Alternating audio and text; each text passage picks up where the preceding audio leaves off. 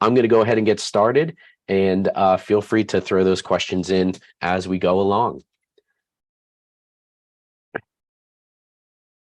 So first, I'm going to start a little bit about and talk a little bit about Penn State and the School of International Affairs specifically.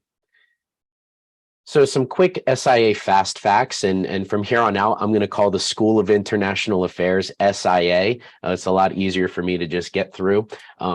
So some quick facts about SIA. We are a professional master's degree. We are a little different than a lot of more academic degrees where you are getting a master's to go on to get a PhD. Although some of our students are interested in getting a PhD after they graduate from our program, and they do go on to successfully do so.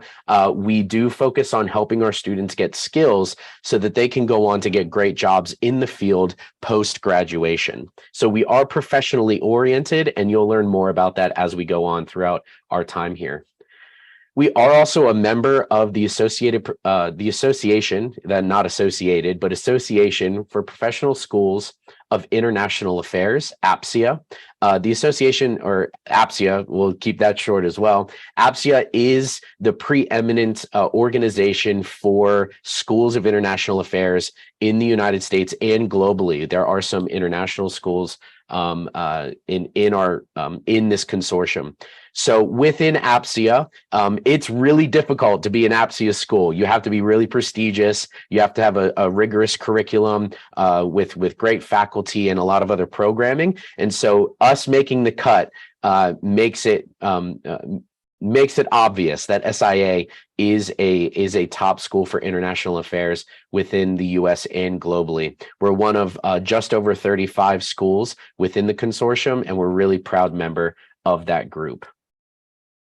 The Master of International Affairs here at SIA is interdisciplinary, it's flexible, and it's customizable. There are 6 core classes that every student will have to take, and then you can create your own concentration or choose one of 12 that we have, and I'm happy to answer questions about that as well. Every student within our program has full access to Penn State University. You are not just tied to our building or our electives or the classes we offer here. And so this is what makes it really customizable and the curriculum flexible, that you get to take classes in top graduate programs throughout Penn State University, which is a massive institution. We also offer education abroad. We're one of few graduate programs that I personally know of, and really the only one here at Penn State that allows students to go abroad and earn graduate credit throughout the world on about 25 different broad programs on virtually every continent except Antarctica. That's my little plug for that. So education abroad is an opportunity that is afforded to our students. Over 50% of our students choose to go abroad in some capacity, and we don't call it study abroad. We call it education abroad on purpose, because you can complete internship credits abroad as well. And we can talk a little bit more about the capstone project here today as well. But also, students will choose to do a traditional semester-long study abroad to get those credits and knock out some electives. We have elite experienced faculty, so former U.S. ambassadors, folks who have worked in the White House, people who have worked on Capitol Hill and throughout the world, but also scholars in various fields: human rights, activism, media, national security, terrorism, and those types of fields. And finally, over 90% of our students find employment within 1 year of graduation, and this has been true since 2013. So we have a great track record of preparing our students for careers and then getting them out into the career field once they leave our program. And we're really proud of that number. And that just speaks to the structure within our program, but also the students who come through who get the right skills, and they use the resources here at Penn State to their advantage to go on and get great jobs once they leave our program. Let's talk a little bit about curriculum flexibility within the School of International Affairs. So within our program, students can choose one of 12 concentrations or completely create their own. Over 60% of our students choose to create their own concentration. Some of these can be non-traditional security studies or sustainability or corporate social responsibility, but also some of our more canned or prescribed concentrations include Middle East studies or development or international public policy. But the beauty of our program is that even though there are prescribed concentrations, you can even customize those in and of themselves. So we'll give you a list of classes that you could take within each concentration, and you can choose a mixed bag of those courses or even dip into other concentrations to again, customize that particular concentration or form one on your own. And so we allow that for our students. And we find, again, over 60% of our students are choosing to create their own concentration. And that's what makes, I think, our program attractive in some regard. Students can also take electives in many top Penn State graduate programs. This includes the Smeal College of Business. This includes our College of the Liberal Arts, whether it be the history department or in earth and mineral sciences and geography, but also students can take classes online, electives online, and there are a lot of caveats to this, but I won't get into those now. But students can take classes online through our Penn State World Campus to get graduate certificates, take courses in Homeland Security or criminology, criminal justice, and so many more through our online program. Students can also complete electives abroad, which I described in detail earlier. Students can add on a graduate certificate, whether that be online or residential here at University Park. Sometimes students will take a mixed bag of residential courses and online classes through World Campus to complete their electives. You can also start or perfect a foreign language. So if you're coming into our program and English is your first language, for example, and you'd like to learn Arabic, Russian, Mandarin, Korean, Japanese, and so many more different languages, you can. In fact, part of our program is that students are required to complete a foreign language while they're here. So it's important that you understand that this is part of our core curriculum, or not part of our core curriculum, but part of the graduation requirements. However, if you come in with another language already, other than English or other than your first language, you can perfect or start a completely different language as well.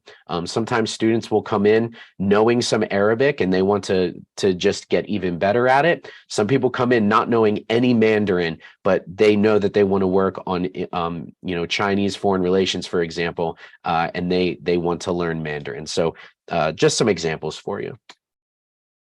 And every student is required to complete a capstone. This is either a master's paper or an internship. Due to the professional orientation of our program, most students are looking to complete an internship. I would say over 85 or 90% of our students are completing an internship, and a small subset are completing the master's paper. Neither is right or wrong. We work with you to make it best fit your program.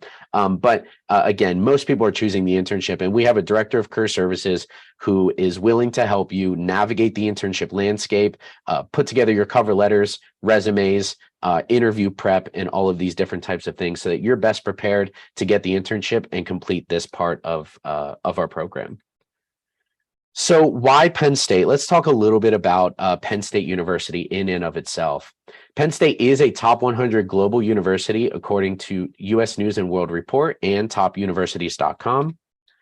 Penn State enjoys the largest alumni association globally, with about 174,000 plus dues-paying members of the Penn State Alumni Association and 720,000 plus alumni worldwide. Almost every major U.S. city has a Penn State Alumni Association, and they get together on a regular basis for philanthropy, watching football games on Saturdays, and some other things to build community. And so once you graduate, no matter where you go, particularly in the United States and even sometimes globally, I've heard that there are some alumni associations that are in India, for example. These particular organizations are available to you to build community and network once you graduate. Penn State enjoys a global community, and it's centrally located. So you can see here, according to the map, that we are located between at least 3, but also 4 major U.S. cities, including DC, Philadelphia, New York City, and Pittsburgh, which you don't see on the map, but we're close by to that, but also an international city, that is Toronto. We're also close to Baltimore, Buffalo, and some other U.S. cities as well, but the main ones are Philadelphia, New York, and Washington, D.C.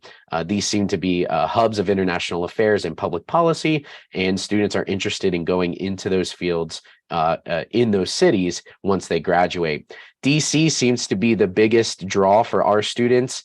We see that most of our students are ending up in DC, working for the federal government, nonprofits, NGOs, and sometimes they go to New York City, working for the UN or some other organization. Some students are interested in working in the private sector. Some are interested in the public sector as well.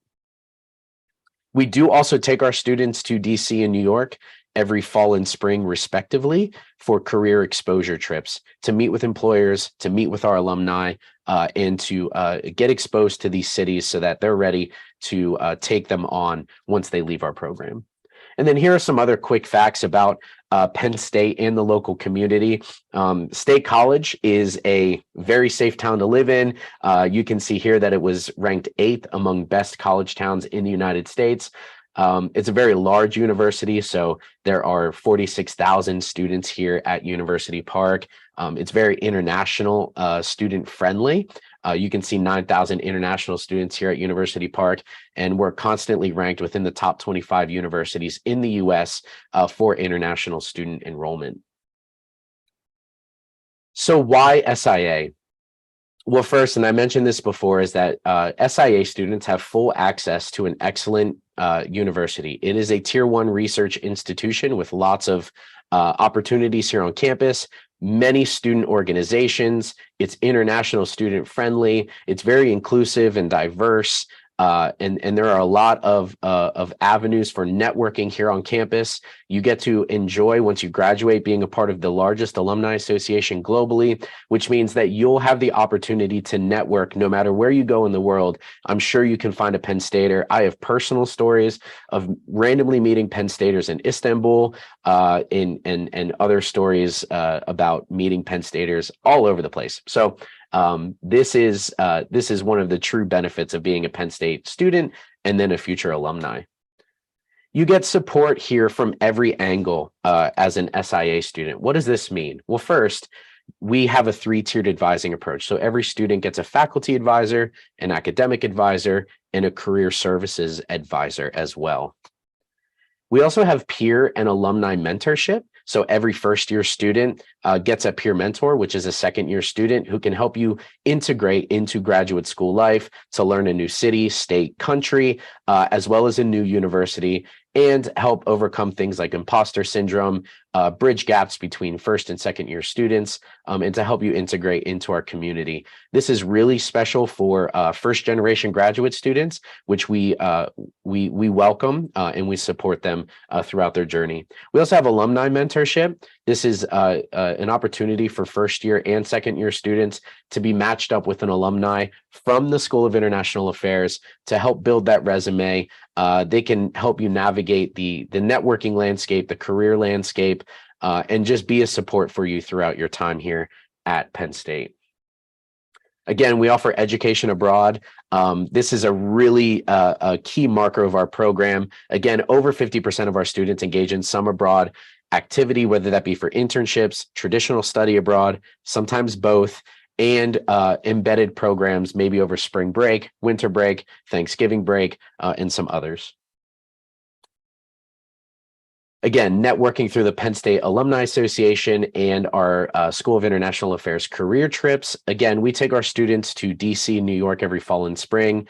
The key benefit of the career exposure trips is that we put together a networking reception with alumni that live in the city, specifically SIA alumni, not just every Penn State alumni that live in those cities. And the stories that I've heard about internships and job opportunities that students have gotten out of that, our alumni are young, vibrant, they're successful, they're doing all kinds of really great things and making an impact on the world. And so our students get a chance to meet them and build their networks, get more followers on LinkedIn, if you will. And it's a great opportunity. SIA also enjoys a tight-knit, diverse, and global community. 20% of our students are international. Here at SIA, we have students from all different walks of life with many different backgrounds, as well as different majors. And I'll talk a little bit about this, about how to put together a great application. But our students come from a wide variety of undergraduate majors, undergraduate universities, and we're diverse in so many ways. And we're really proud of that. Again, over 90% career attainment rate here at the School of International Affairs. And this is within 1 year of graduation. And our Director of Career Services, he'll say that you need to schedule a meeting with him in the first month that you're here so that he can get an understanding of the types of jobs that you want to get once you leave here. And he'll work with you to make sure you're getting those skills, you're putting together resumes and cover letters, so that you can be successful in your job search once you leave our program. And again, we have really high success rate there. All right, let's talk a little bit about the application requirements, but let me first address some of your questions that are in the Q&A box here. So the first question is, what funding opportunities are available for international students at Penn State? So, and I'll talk a little bit about this actually here very soon. But the funding opportunities have no bearing on your status as far as international or domestic. What do I mean by that? Every applicant, as long as they apply by the specific deadline of January 31st, and their application is entirely complete, you will be considered for generous merit-based scholarships. Now, merit-based scholarships from the School of International Affairs are generous, but they're limited and not guaranteed, and we cannot offer full funding for any student that comes through our program. So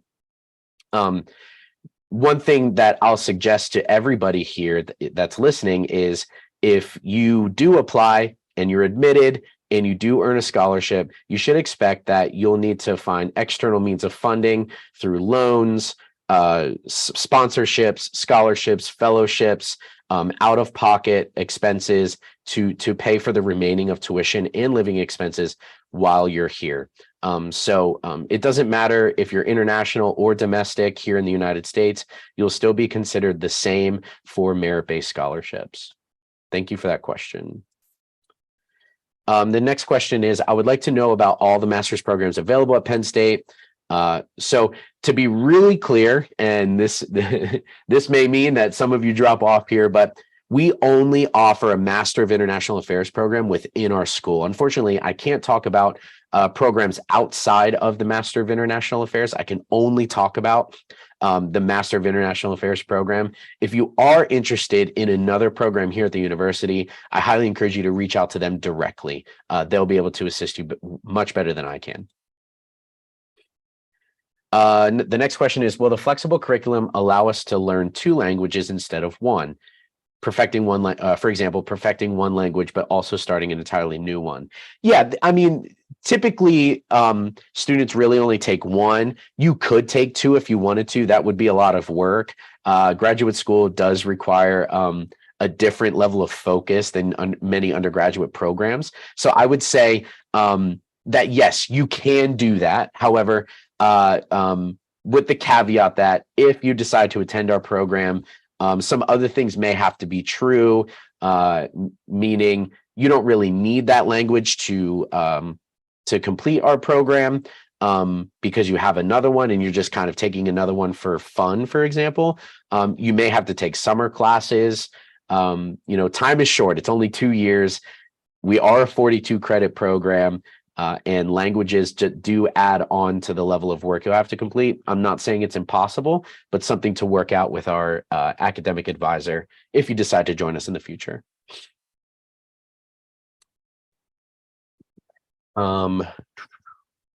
Okay. Another more personal question, but I think I can generalize it a little bit, is if So as far as transcripts go, once you apply, you'll need to apply with official transcripts. Official transcripts are the ones that you can download from your university registrar, but once they're in your possession, they're considered unofficial. You'll still need to use those to apply to our program so that you can get through and eliminate any delays. However, once you submit those, you can move through the application process. If you're admitted to our program, you will be required to have your undergraduate university send the official transcripts to Penn State. That's the way that they'll be considered official. Now, and this is typical, this is true for a lot of people, to the person who asked this question is, my final transcripts will be available only after graduating.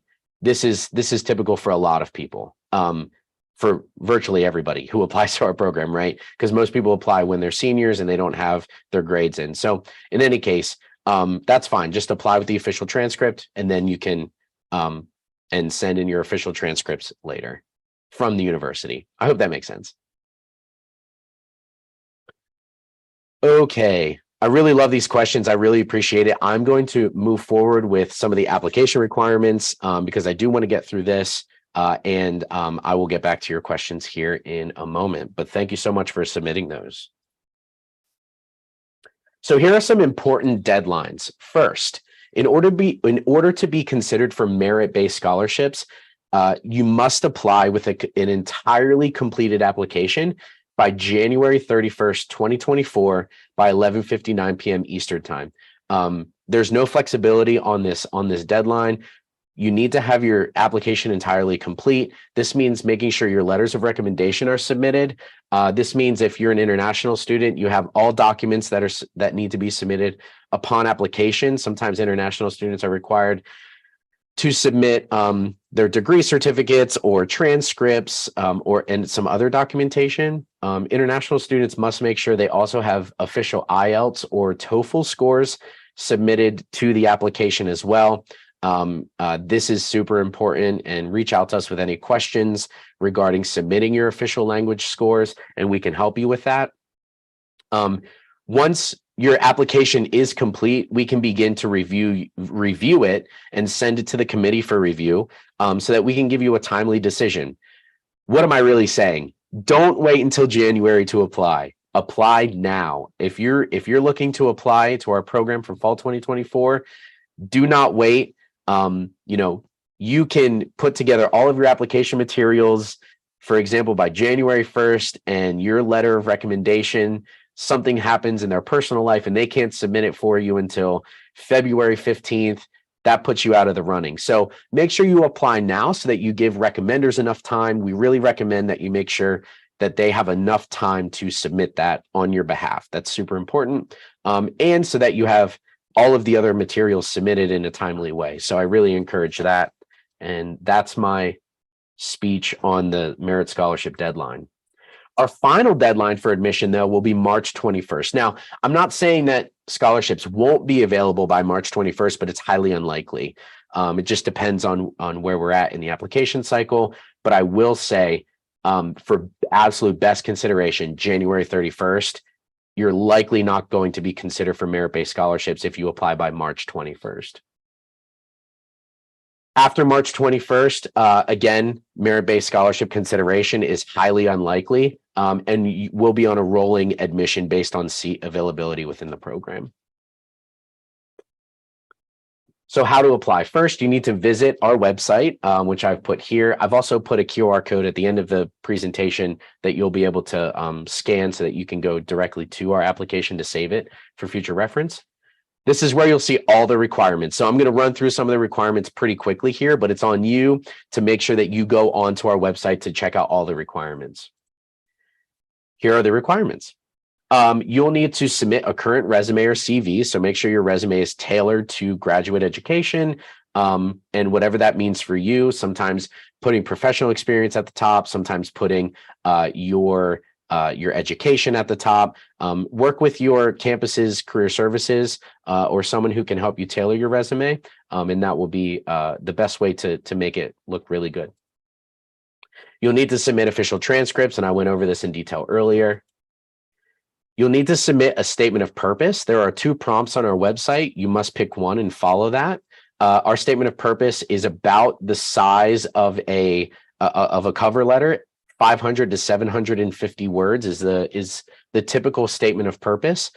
Really what we're looking for here is, why do you want our degree? Why do you want to come to Penn State? And specifically, why do you want to come to the School of International Affairs? What about our program stands out to you? And why do you believe that we're the stepping stone to your future career? Talk a little bit about our faculty. Talk about the services that we provide here. Talk about what you're excited about Penn State. We can really tell when someone copy and pastes a statement of purpose from another school and they just insert name. Sometimes students forget to insert name.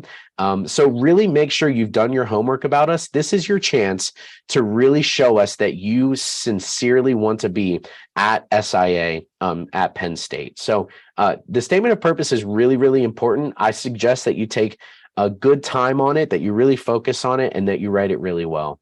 We do put our statements of purpose through plagiarism software. So this is the other aspect of this, and you'll see this policy on our admissions website. So make sure it is original and that you do not plagiarize it.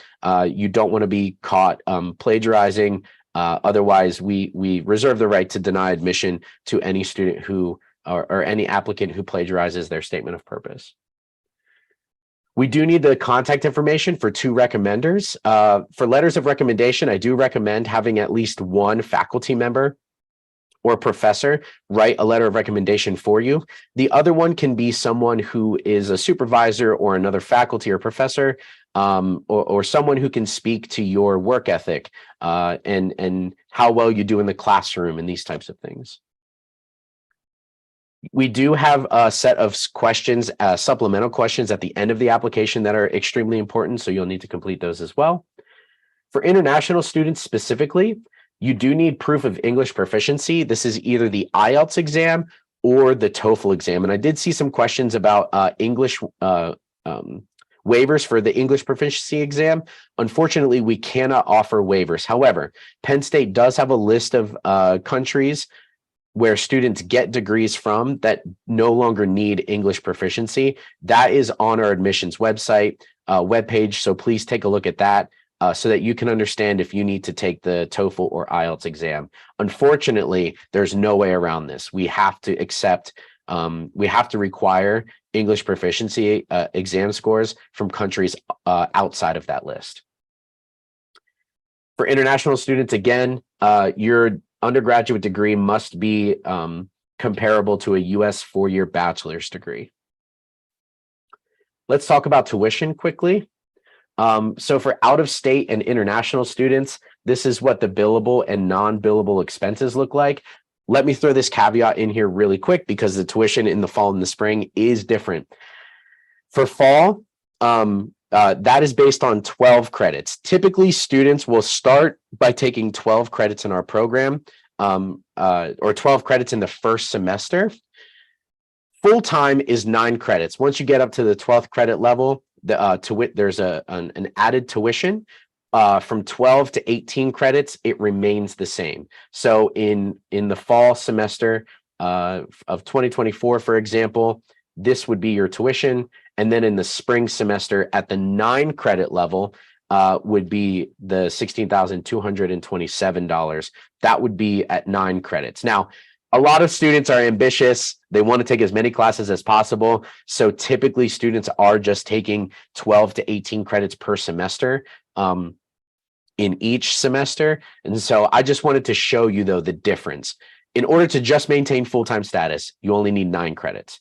But again, most students will take 12 credits in the first semester. Typically, students take 12 credits.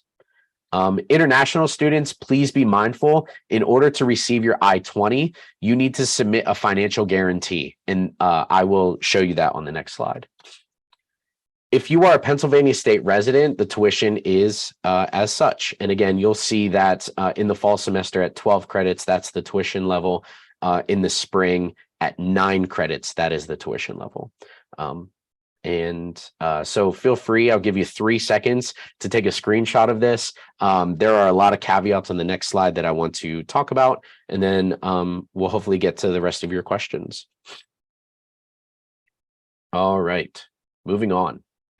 So here are some important tuition notes.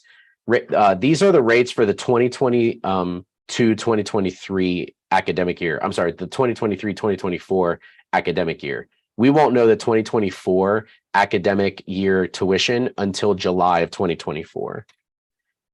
The non-billable expenses on the previous slide are estimates based on the local cost of living around here, and they don't include a lot of things. They really are just rent, straight up rent, books, and projected meals. Now, State College is fairly affordable to live in. You may not spend that much. You could spend way more than that if you wanted to, but it's really up to you and how you live and the lifestyle that you live as far as the cost of living around here. Again, tuition rates are based on 12 credits for the fall and 9 credits for the spring.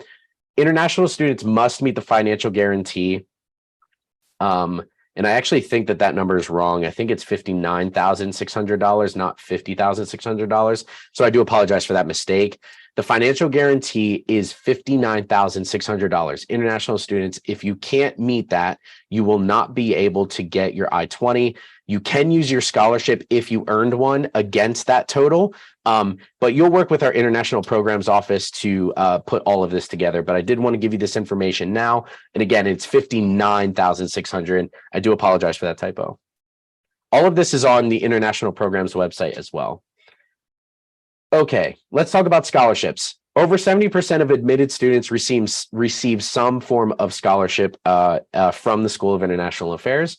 I think that's a really great rate. Again, scholarships are limited, not guaranteed, and they are based entirely on the merit of your application. We do not do financial aid based on need. Scholarships can discount tuition up to approximately 60%. It's rare that it goes up to 60%, but it is possible. And most students fall within maybe the 40 to 50% range and lower. International students can use the scholarship towards the financial guarantee.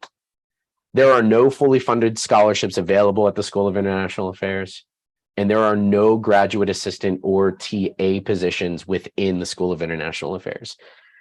The quick caveat on this is that there are GA or TA positions at Penn State, but you need to be fully matriculated in order to even attempt to apply to these. Most students within our program that secure a GA or a TA position outside of our department do find them maybe in the second semester or second year. So we really encourage you to not put all of your eggs in one basket on the GATA positions. We encourage you to look towards funding your studies by other means and letting the GATA position be a cherry on top of the cake, if you will.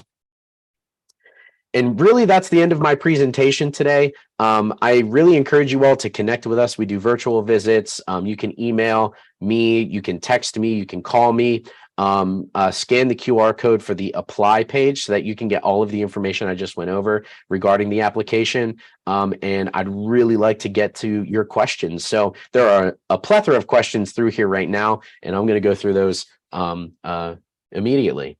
So someone asked, could you talk about opportunities to create a regional European Eurasian concentration? This is a great question. This is an example of the ability to take classes to form a concentration.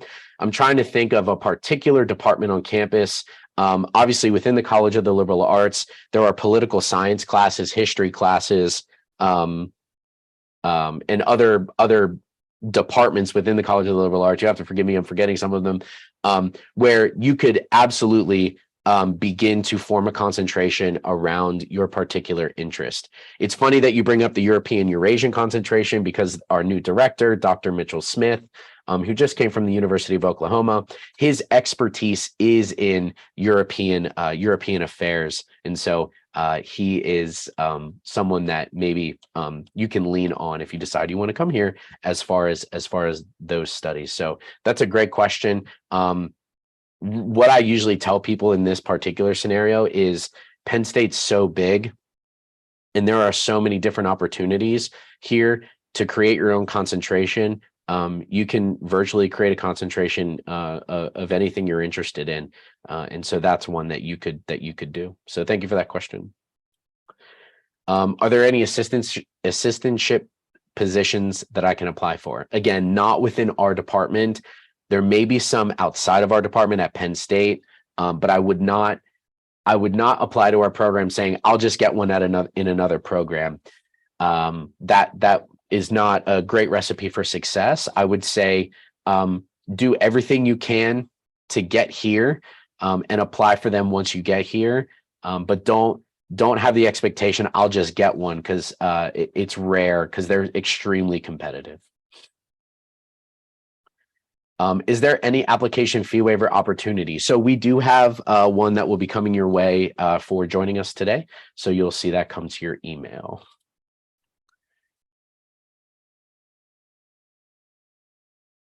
Is there a maximum value for merit-based scholarship? So we do have, like I said, up to 60%. We haven't really worked out what the scholarships will look like for fall 2024.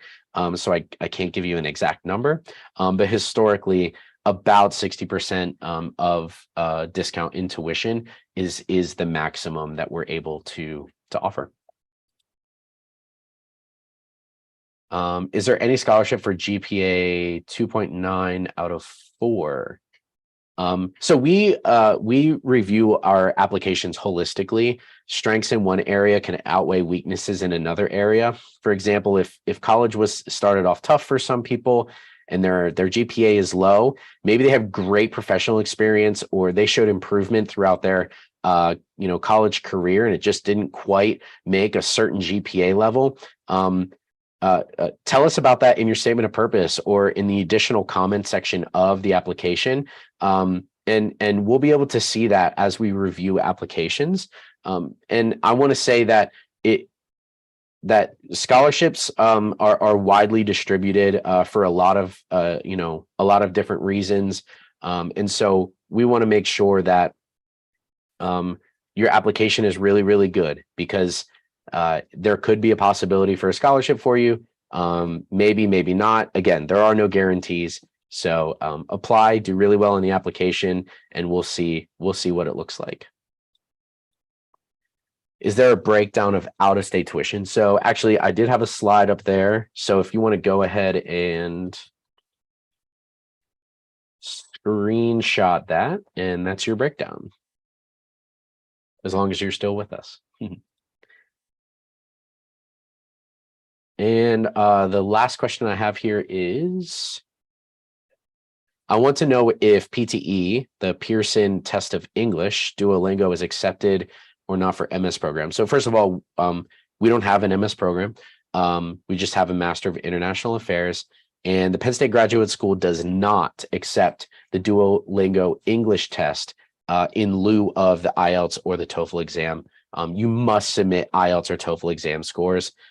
The minimum IELTS score is a 6.5 overall band score. The minimum TOEFL score is an 80 on the internet-based test, with a 19 on the speaking portion. So that's important as well. Those are all of the questions that I have. I do see some folks in the chat asking some questions. Oh, yes. Someone said, I have a first degree in hospitality and tourism management, but can I still apply? This is a really great question. We get this a lot. You do not need a particular undergraduate degree in order to be eligible to apply to our program. You can, we have people coming from engineering backgrounds or mathematics backgrounds, folks from journalism or communications. Yes, a lot of our students do come from political science, international affairs, international relations, history, but you do not need to have one of those degrees in order to be considered eligible. In most regards, we don't even consider the major that you come from. We just want to see that you want to be here, and that we are the next step for your career in international affairs. And that's really the most important part of the application. So that's a great question. Thank you. Hello, Matthew. I majored in applied linguistics. Is it possible to apply for SIA master's degree? And the same answer to that. So great question. Thank you. I have another question in regards to customizing your concentration. Did I understand correctly that this works by taking courses at different departments which you choose according to your interests? That's precisely it. So you'll work with our academic advisor to curate, if you will, the concentration of your choice. You can work with our academic advisor to determine maybe which departments to begin looking through. There are so many classes here at Penn State, it can be daunting to look through the course catalog. But yes, you can take classes in different departments. The College of Engineering, for example, Health and Human Development, the Smeal College of Business, College of the Liberal Arts, and a lot more to form a concentration of your liking. So